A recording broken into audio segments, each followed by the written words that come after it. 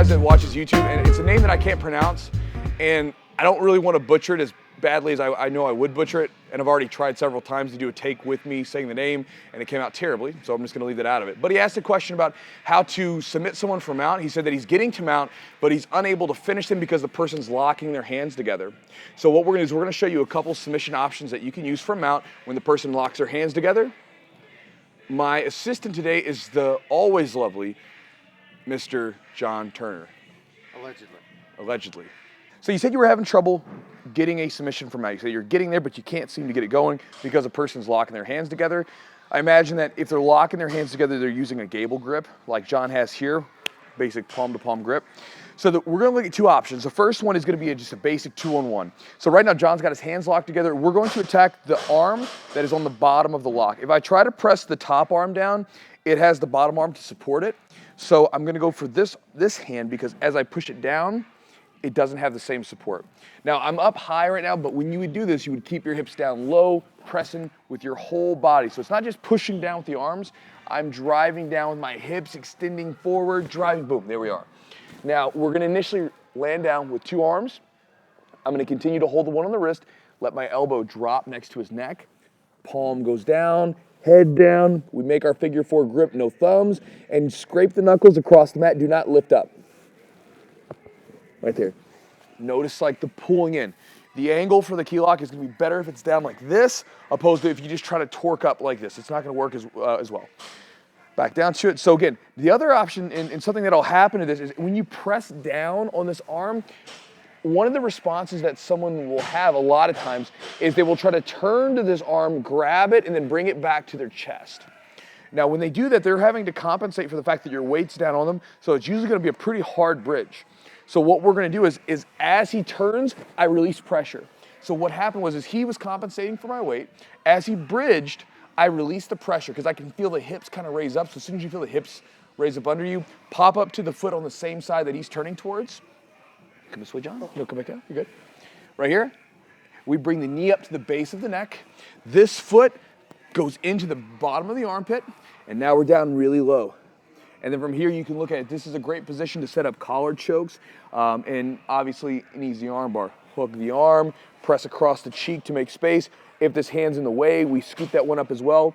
Make sure that when you do your arm bar, do not sit back until the leg has gone in front. And an easy way to do that is make sure that on the other leg, this one's going around in front of the face, I'm sitting on my hip on this side, and I just walk it around, pinch my knees together, sit back, and extend. Let's look at that one again, okay? So again, I'm down low. John's hands are locked. I see that this is the one on the bottom. I'm gonna pry it down using my whole weight. He goes, I release pressure. So I know he's turning this way because I'm pressing this arm down. So I know he's turning this way. So I pop up to this foot.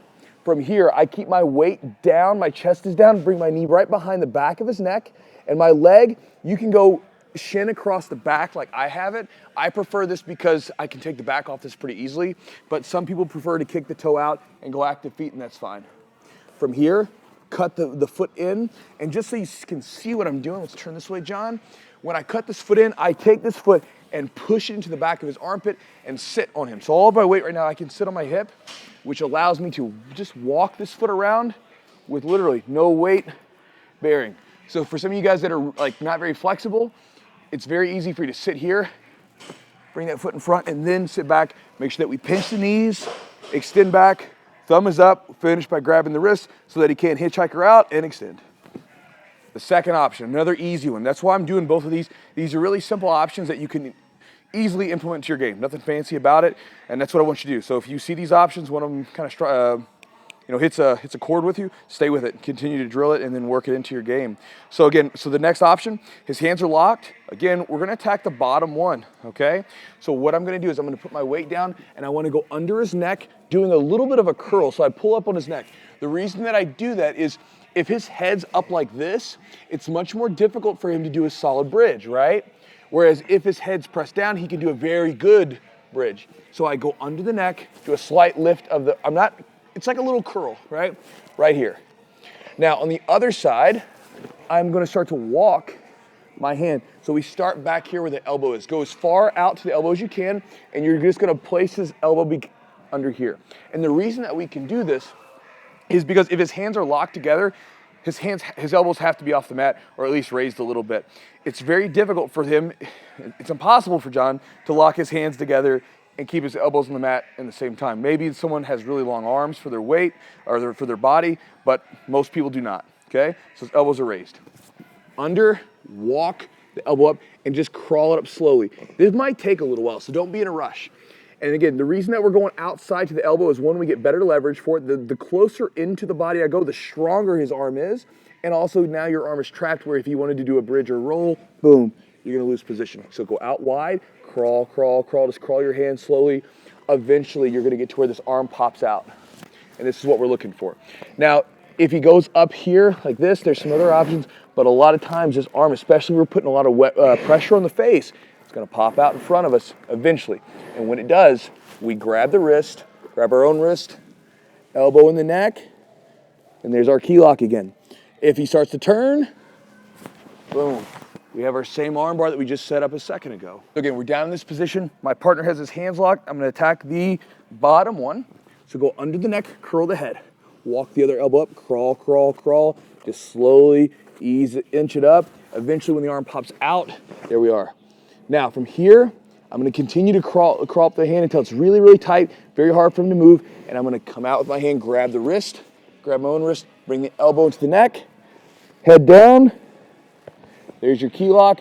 If he turns, boom, release pressure, and then we can take the arm bar. So it's Nurzhigit Kukbayev. So Or is it like Nurzhigit? Nurzhigit Kubayev. I hope that armbar series helps you in your quest to submit your partners for mount. Again, I apologize for butchering your name.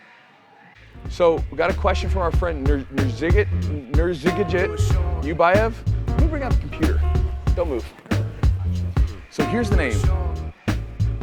Okay, how would you say that? Nurzhigit. Kukbayev.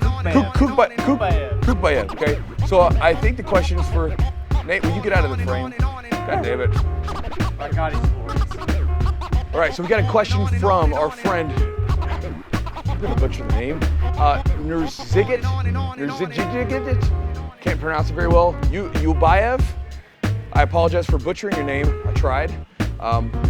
Anyway, you asked if.